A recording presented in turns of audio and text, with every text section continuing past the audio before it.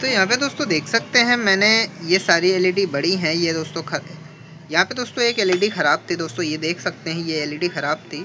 इसकी वजह से दोस्तों यहाँ पे हमारा ये दिक्कत कर रहा था। फाइंड किया मैंने दोस्तों, तो उसकी जगह पे दोस्तों मेरे पास बड़ी एलईडी नहीं थी, तो मैंने छोटी एलईडी लगा दी। ये दोस्तों वर्क करेगी, कोई दिक्कत नहीं है। तो इसकी जगह पे दोस्तों यहाँ पे मैंने नई एलईडी लगा दी है। तो मैं इसे आपको एक बार चेक करके दिखा देता हूँ। जैसे कि